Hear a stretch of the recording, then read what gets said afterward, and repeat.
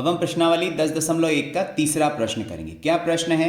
मान लीजिए L एक रेखा है और P एक बिंदु है जो L पर स्थित नहीं है। P से होकर L के समांतर एक रेखा M खींचिए। अब P को L के किसी बिंदु Q से जोड़िए, पर M पर कोई अन्य बिंदु R चुनिए। M पर कोई अन्य बिंदु R चुनिए। R से होकर PQ के समांतर एक रेखा खींचिए। मान लीजिए यह रेखा L से बिंदु S पर मिलती है, तो समांतर रेखाओं के इन दोनों युग्मों से क्या आकृति बनती है? ठीक है, पहले दिया हुआ है मान लीजिए एक रेखा L खींचिए। हम क्या करेंगे, यहाँ पे मैं रफ बना के दिखाता हूँ आपको। एक रेखा खींचेंगे L, ठीक है। उसके बाद में क्या करना है, इस एक बिंदु लेना है P जो L पर स्थित नहीं है। बाहर कोई बिंदु लेना है P जो L पर स्थित नहीं है। P से होकर L के समांतर एक रेखा खींचनी है। एक समांतर रेखा खींचनी है। हम देख चुके हैं प्रश्न नंबर 1 और 2 में समांतर रेखाएं कैसे खींचते हैं। तो हम क्या करेंगे, एक रेखा खींचेंगे समांतर M जो इसके समांतर होगी, ठीक है। और कहाँ से गुजरेगी, P से गुजरेगी। फिर उसके बाद में क्या दिया हुआ है कि P को L के किसी बिंदु Q से जोड़िए, ठीक है। तो हमें क्या करना पड़ेगा, इसको किसी बिंदु Q से जोड़ना पड़ेगा। उसके बाद में M पर कोई अन्य बिंदु R चुनिए। यहाँ पर हमें कोई बिंदु R लेना है, ठीक है। और फिर R से होकर PQ के समांतर, ये जो PQ है इसके समांतर एक रेखा खींचनी है, ठीक है। PQ के समांतर हम एक रेखा खींचेंगे, इसको R नाम देना है। और PQ के समांतर एक रेखा खींचनी है, ठीक है।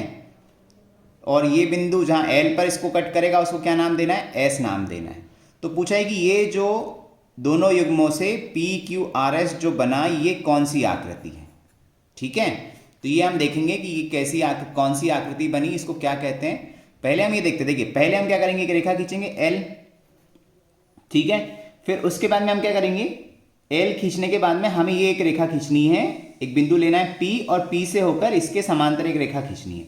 तो अगर हमने एक रेखा खींची L और यहाँ पर कोई बिंदु है P, इसके समांतर, इस रेखा L के समांतर अगर हमें एक रेखा खींचनी है तो हमें क्या करना पड़ेगा, हमने ये देख चुके हैं। हम क्या करेंगे, इसको इसके किसी पॉइंट से मिला देंगे, ठीक है। सपोज हमने यहाँ पे इसको मिला दिया, यहाँ पे इसको हमने मिला दिया, ठीक है। फिर हम क्या करेंगे, कोई भी बिंदु है इसको नाम दे दीजिए X।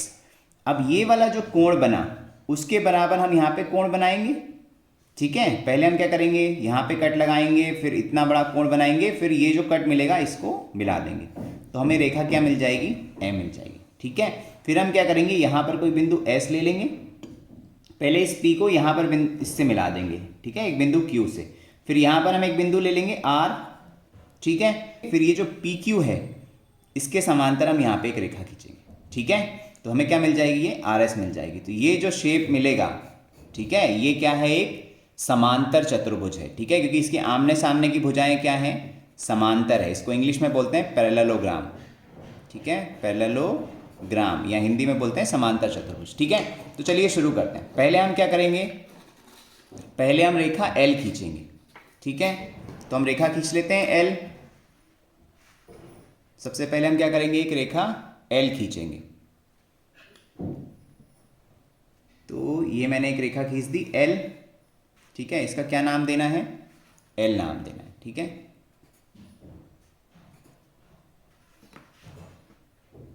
फिर उसके बाद में हमें क्या करना है, बाहर एक बिंदु लेना है P। ये रेखा हो गई L। फिर क्या लेना है, बाहर एक बिंदु लेना है P, इसका नाम देना है हमें P। अब हमें L के समांतर एक रेखा खींचनी है M, जो क्या होनी चाहिए, P से होकर L के समांतर रेखा M खींचिए। तो समांतर रेखा खींचने के लिए पहले क्या करना पड़ेगा, इस बिंदु P को हम रेखा L से मिला देंगे किसी भी बिंदु पर, ठीक है। सपोज हमने इसको यहाँ पे मिला दिया, ठीक है। इस बिंदु का नाम हम X दे देंगे, ठीक है। अब हमें क्या करना है, अब हम देख चुके हैं कि अगर हमें यहाँ पे समांतर रेखा खींचनी है तो हमें क्या करना पड़ेगा, एकांतर कोण क्या करना पड़ेगा, बराबर करना पड़ेगा। तो हम क्या करेंगे, पहले अपने इसको खोलेंगे प्रकार को और यहाँ पर एक चाप लगाएंगे, ठीक है। ये क्या किया मैंने, एक चाप लगाया, ठीक है।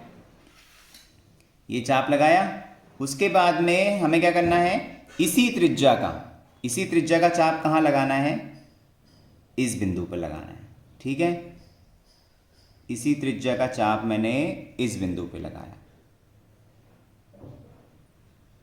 अब जैसा हमने प्रश्न नंबर 1 और 2 में किया था कि एकांतर कोण बराबर होने चाहिए, तो ये वाले कोण का माप हम नापेंगे, एक पॉइंट यहाँ पे रखेंगे, एक पॉइंट यहाँ पे रखेंगे।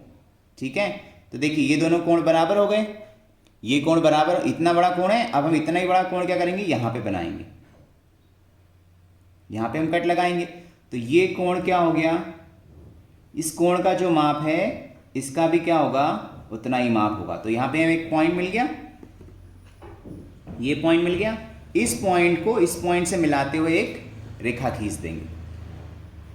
ठीक है, इस पॉइंट को इस पॉइंट से मिलाते हुए एक रेखा खींच देंगे, तो हमें क्या हो जाएगा, L के समांतर एक रेखा मिल जाएगी। ठीक है, इसको मिलाते हुए एक रेखा खींच देंगे, तो क्या हुआ, हमें मिल गई रेखा M।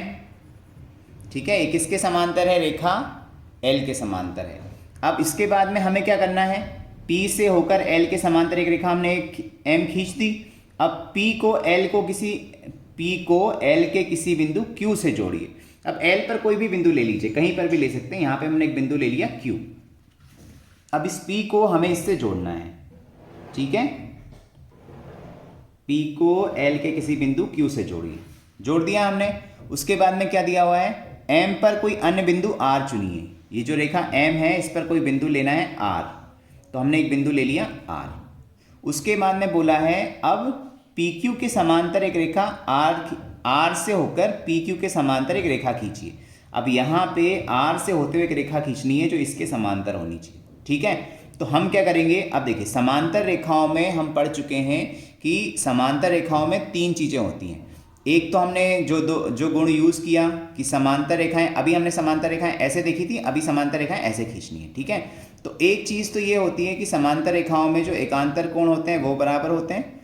ठीक है, और एक और चीज़ होती है कि समांतर रेखाओं के जो संगत कोण होते हैं वो भी क्या होते हैं, बराबर होते हैं। तो देखिए यहाँ पर संगत कोण कौन कौन से होंगे, ये जो कोण, ये 2 रेखाएं समांतर होंगी, इसको एक तिर्यक छेदी रेखा काट रही है, तो ये वाला जो कोण है और ये वाला जो कोण है, ये दोनों कोण कैसे हैं, संगत कोण है। इंग्लिश में इनको बोलते हैं करस्पॉन्डिंग एंगल। तो समांतर रेखाओं में संगत कोण क्या होते हैं, बराबर होते हैं। एकांतर कोण भी बराबर होते हैं, संगत कोण भी बराबर होते हैं। तो अभी हमने यहाँ पे एकांतर कोण का यूज करके हमने ड्रॉ की 2 समांतर रेखाएं।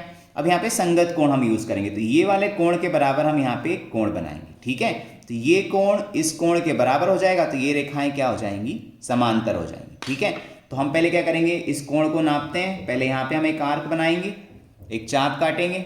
ठीक है, तो इस कोण पे हमने क्या किया, एक यहाँ पे चाप काटा।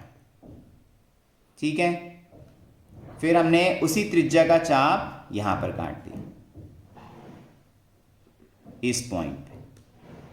ठीक है, अब हमें क्या करना है, ये वाला जो कोण है इसको मापना है, ये कितना बड़ा है।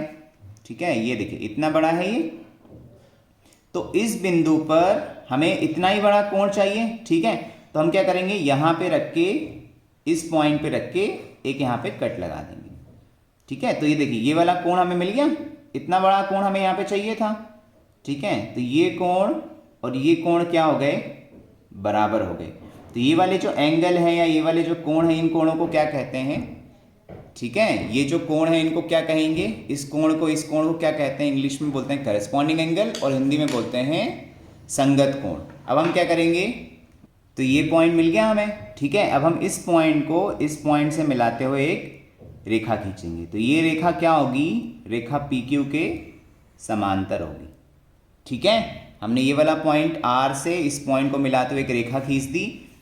उसके बाद में लिखा हुआ है कि ये रेखा, मान लीजिए ये रेखा L को S बिंदु पर मिलती है, तो ये जो बिंदु है इसका क्या नाम देना है, S नाम देना है। ठीक है, तो ये वाला कोण और ये वाला कोण कैसे कोण हुए, संगत कोण, या इंग्लिश में इनको बोलते हैं करस्पॉन्डिंग एंगल। तो करस्पॉन्डिंग एंगल्स क्या होते हैं, पैरेलल लाइंस में समांतर रेखाओं के करस्पॉन्डिंग एंगल्स क्या होते हैं, बराबर होते हैं। ठीक है, तो अब देखिए यहाँ पर एक आकृति बन रही है इन दोनों युग्मों से।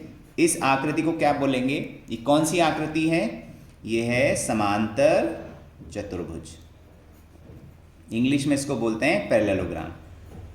ठीक है, तो इस तरीके से हमने प्रश्नावली 10.1 में समांतर रेखाएं ड्रॉ करना या समांतर रेखाएं बनाना सीखा।